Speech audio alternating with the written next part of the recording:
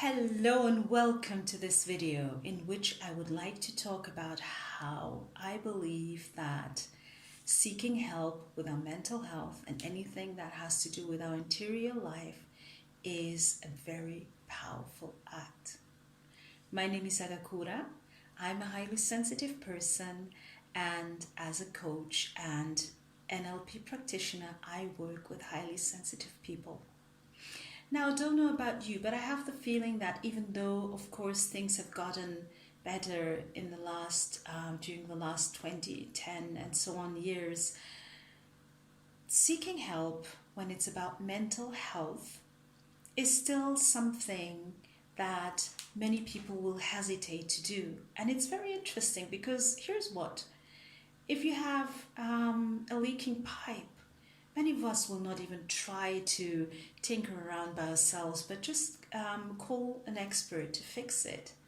Many of us will not go on live on painkillers for months instead of seeing the dentist, another expert. And people also will openly admit that, you know what, I have such a big workload and I actually have someone helping me with my housework, and there's no way that anyone will ever look funnily when we say these things. But indeed, we are actually living in a society where we seek the help of experts all the time. But here's what, when it's about mental health, there's still this hesitation.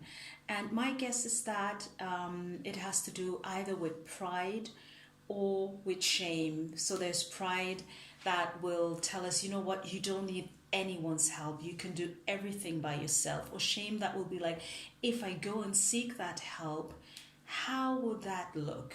How will people look at me?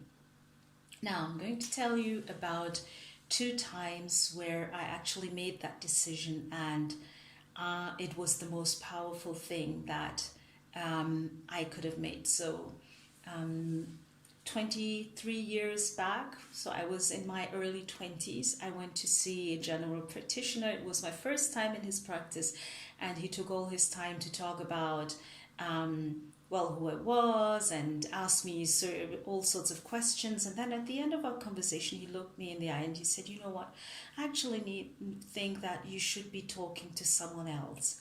And he handed me the telephone number of a therapist.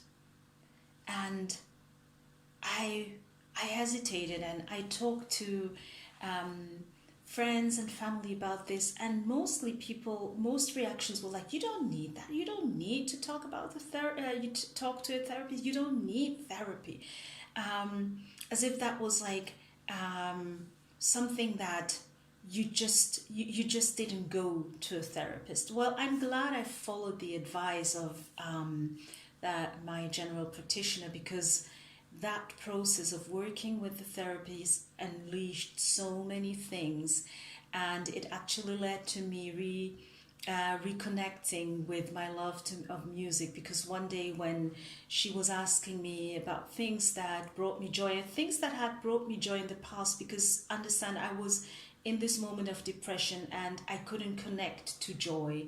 I just felt this big emptiness and sadness within me.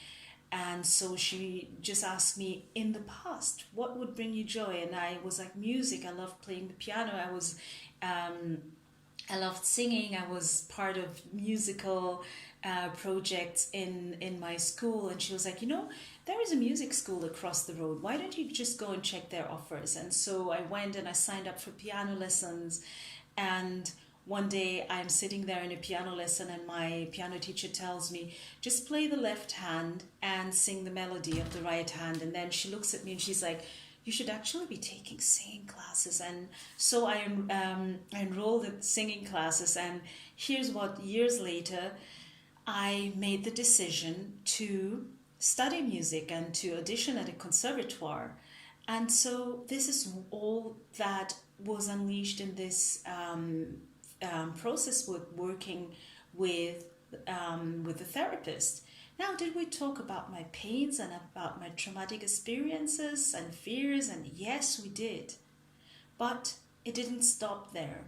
And actually, my therapist took the position of mirroring back to me who I was actually, that I was not my pains, I was not the trauma, I was not my past experience, but there was this person who just wanted to live and wanted to enjoy life and had dreams and desires and visions.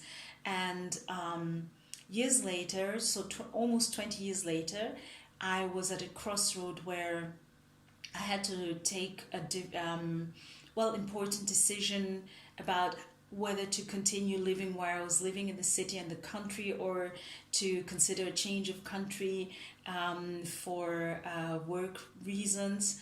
And I sought help with a coach. And it was the same thing.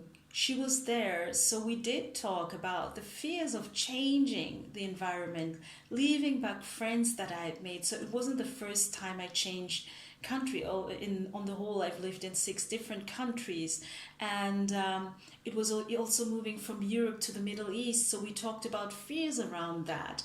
But we didn't stay there. She also fanned the flame of my curiosity, and also knowing that I could come back anytime, but that it was important to make this decision, and that my future version would be thankful and proud of me having said yes to this experience, which I am. It lasted a year, so I'm back in Europe now, but still I'm so thankful I made that decision. And so again, he was an expert who mirrored back that I'm actually this really curious person. And even though I was afraid, she mirrored back that I'm also this brave person. She reminded me of all the times where I had already changed and gone to live in another country. And why I'm telling you all this is that because I believe that seeking help should always look like these 2 examples. It should look like sitting in front of someone, working with someone who actually reminds us of who we are and who encourages us to flourish, to expand, to grow, to spread our wings and to fly.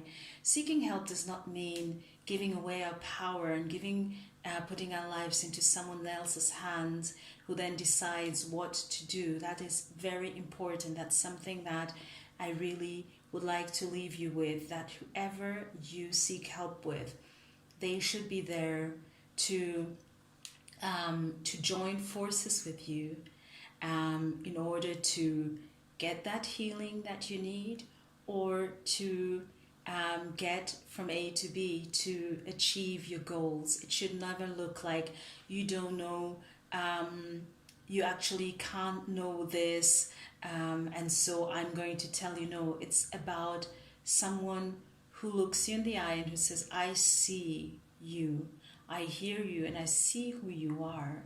And I'm even seeing the person that at the moment you're not seeing. Like when I was in this moment of depression, I did not see that powerful and courageous person that my therapist saw. But because she did, eventually I came to see her. I came to step into her again, and then made that decision to actually study music. And I do believe that working with the coach was also something. I remember in one session thinking, wow, I would love to do the work that she's doing, because she inspired me so much, and she really helped me to just spread those wings and to just step into this adventure, and to not die curious, but live and explore things that I was curious about. And here are 2 people that really not only helped me, but also inspired me. And here's what I believe. This life was not meant to be walked alone. Nobody is meant to walk this life alone. And I do believe that, especially as HSPs, with our way of being and processing things deeply, and also being people who usually also reach out to people to help them, we can profit a lot from working with experts in certain times of our lives, be it with therapist, a coach, or counselor. And I do believe that it's very important to know that there is nothing to be ashamed of, and there's nothing to feel bad about, to say, you know what, I need the help of an expert right now in the moment that I'm in. And so I've actually just decided to record this video to encourage you that if you feel that you need help with lifting whatever it is that you need to lift in your life, making that decision or change in your life, or even getting healing from past traumas and experiences, don't hesitate. Reach out. There are a lot of experts, me included, but there are a lot of experts that will be happy to walk and to join forces and walk that way with you, to hold that space for you so that you can explore, you can heal, you can decide. But here's what: make sure that they do not diminish the power in you, the powerful person that you are, but rather nourish it. Thank you very much for listening, and I hope to see you again in one of the next videos.